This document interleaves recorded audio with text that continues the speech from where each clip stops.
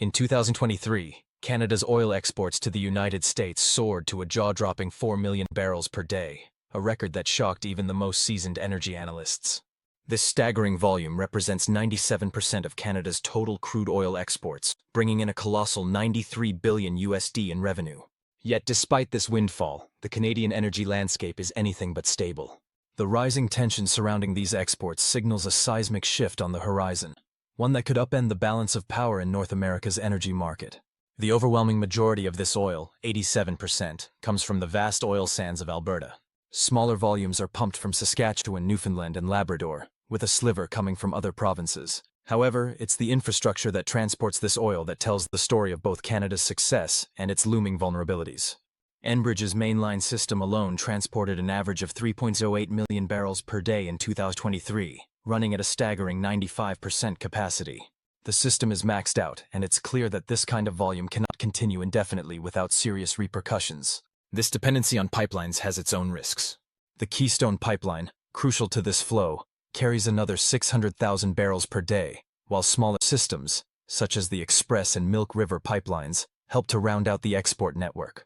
But perhaps the most significant shift is the expansion of the Trans Mountain Pipeline, which has nearly tripled its capacity from 300,000 barrels per day to 890,000.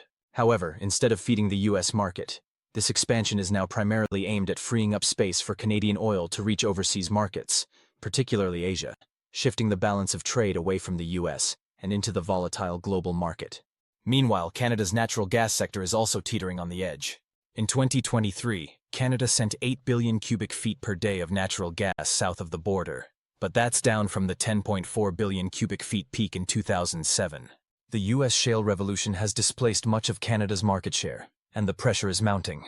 Canada is being forced to reconsider whether it should continue to cater to a market that is slowly shrinking in favor of cheaper, domestic U.S. shale supplies. As this shift continues, the very foundation of Canada's energy trade with the U.S. is being called into question. But it's not just oil and gas that are at risk. Canada's electricity exports, primarily hydroelectric power, are facing increasing competition. In 2023, Canada shipped 49.4 terawatt-hours of surplus electricity to the U.S., earning a respectable $3.2 billion. However, as U.S. energy prices dip and global competition for clean energy heats up, Canada's dominance in this sector is becoming uncertain. The combination of falling prices and geopolitical instability means that even Canada's once steady revenue streams are now vulnerable to disruption. The heart of this brewing storm lies in Canada's increasingly strained relationship with the U.S. What once was a deep and symbiotic energy partnership is now fraught with political tension. Under the previous U.S. administration, threats of 25% tariffs on Canadian steel, aluminum, and energy exports disrupted the flow of goods and services between the two countries, sending shockwaves through supply chains. These actions not only increased costs for exporters on both sides of the border, but also forced Canada to confront its dependence on the U.S. energy market. In a calculated move, Canada has retaliated by imposing its own set of countermeasures. The government has restructured, with key figures like Dominic LeBlanc and Mélanie Joly taking charge of a new trade strategy focused on diversification and reducing reliance on U.S. markets. This new direction is clear. Canada will no longer sit idly by while its energy future is dictated by Washington. The writing is on the wall. Canada's energy strategy must evolve, or risk becoming collateral damage in a volatile political climate. The stakes couldn't be higher. As Canada's LNG export sector grows, with LNG Canada's first export train set to come online in mid-2025, up to 1.8 billion cubic feet per day of natural gas will be diverted from the U.S. to Asia. This marks a profound shift in Canada's energy export patterns, further eroding its once dependable market in the U.S. But that's not all. Proposals to expand LNG terminal capacity, build new facilities in Prince Rupert, Woodfibre, and Cedar, and develop new east-west pipeline infrastructure are now in full swing. These projects, if successful, could redirect up to 38.4 billion Canadian dollars of oil and LNG exports from the U.S. to higher-value markets in Europe and Asia. At the same time, Canada is quietly, yet assertively, advancing plans to become a global leader in low-carbon energy exports. Quebec's Champlain-Hudson Link and Manitoba's Bipolar 3 project are just the beginning. These massive projects have the potential to expand Canada's electricity exports to 60 to 70 terawatt-hours annually by the end of the decade, dramatically increasing revenue and positioning Canada as a key player in global clean energy markets. Prime Minister Mark Carney, freshly appointed to lead this transformation, has articulated a bold vision for Canada's future as an energy superpower. But this is not a vision solely focused on oil and gas. Carney envisions Canada as a global energy leader, with a balanced strategy that incorporates not only conventional energy but also renewable, clean, and sustainable energy sources. In a recent interview, he emphasized that Canada must be seen as a multi-dimensional superpower, blending technological innovation with strong industrial policies and a focus on sustainability. However, Carney's ambitions have not gone unchallenged. Canada's western provinces, particularly Alberta and Saskatchewan, remain deeply reliant on conventional energy, and they are vocal in their opposition to the government's green transition plans. But Carney has made it clear, conventional energy will still play a significant role in Canada's energy future.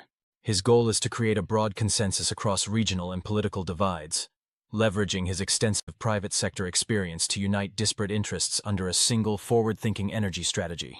Perhaps most controversially, Carney has made the bold decision to repeal Canada's consumer carbon tax, a move that has stirred significant debate. While Carney acknowledges the theoretical merits of a carbon tax, he argues that it has proven inadequate in practice, failing to deliver the tangible results needed to meet Canada's ambitious climate goals. Instead, Carney is committed to finding pragmatic, data-driven solutions that deliver measurable results. For all its boldness, Carney's strategy is grounded in pragmatism. He is acutely aware that Canada's energy future hinges on its ability to balance competing interests, protecting conventional energy jobs, reducing carbon emissions, and ensuring that Canada remains competitive on the global stage. The stakes could not be higher, and the path ahead is filled with uncertainty. As tensions with the U.S. rise, the future of Canada's energy sector, and its relationship with its largest trading partner, hangs in the balance. Will Canada emerge as a dominant global energy power, or will its dependence on the U.S. continue to shape its fate? Only time will tell. But one thing is certain. Canada's energy future is on the verge of a profound transformation. While some policies remain firmly in place, such as C-69 and the emissions cap, there is an unmistakable shift. The door is open for change that could reshape the very foundation of Canada's energy landscape. He's not just talking about change, he's ready to take action. The question is, how far will he go? We will change things at the federal level, he asserts, but only where it's necessary and with clear practical outcomes. And here lies the tension. C-69, the emissions cap, these are not small obstacles. They are battlegrounds where politics, economics, and environmental concerns collide. He's not dismissing them outright, but his words hint at a willingness to amend them, with one caveat. Not just for the sake of political expediency, but for tangible, measurable change. The message is clear. The time for empty promises is over. It's about dialogue, but more importantly, it's about action. He acknowledges the deep political mistrust in the air, a mistrust that cannot be ignored. Yet instead of retreating into partisanship, he insists on pushing forward through concrete, collaborative outcomes. You can't get results if you just say we're not going to have environmental assessments, he says, his voice firm. The Harper government tried that approach. It doesn't work. There's a weight behind those words, a clear indictment of past failures, a declaration that things will be different this time. And then, a bombshell. Carney signals a dramatic shift in regulatory philosophy. We will rely on provincial environmental assessments as appropriate, he declares. This is a seismic change. A shift that could unlock a floodgate of new projects that have been stalled for years under bureaucratic red tape. This isn't just a policy tweak. This is a reimagining of how Canada approaches its energy future. The stakes couldn't be higher. There's no room for failure. The strategy is simple but dangerous. Reduce duplication, slash legal challenges, and speed up the infrastructure that is critical to Canada's future. But it's not all about regulation. Carney's vision extends far beyond just policy tweaks. It's about forging an unbreakable coalition. Federal, provincial, Indigenous, and the private sector must stand together. There's no room for division. No time for delay. Let's not just talk about this, he insists, his words ringing with urgency. Let's roll up our sleeves and get to work on specific projects. And then, there's the question of America. The dynamic with the U.S. has changed, evolved, become far more complex. When asked about Donald Trump, Carney's response is measured, but it carries an undercurrent of something far more visceral. He is transformative. There's both good and bad. I will work with them, negotiate with them, but it's clear, this is a high-stakes, sovereign-to-sovereign relationship. There's too much on the line.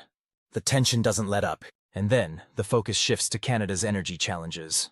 The nation is in a precarious balancing act. On one side, ambitious emissions targets. On the other, the critical need to expand its energy exports to the world. The numbers are staggering. In 2024, 6 major export pipelines moved 4.5 million barrels per day, but that's not nearly enough. The Trans Mountain expansion, which came online in May 2024, still only accounts for 17% of Canada's total export capacity. Meanwhile, high-profile projects like Keystone XL and Energy East were scuttled, buried under a mountain of permitting delays, cost overruns, and public opposition. Investment is fleeing and uncertainty reigns.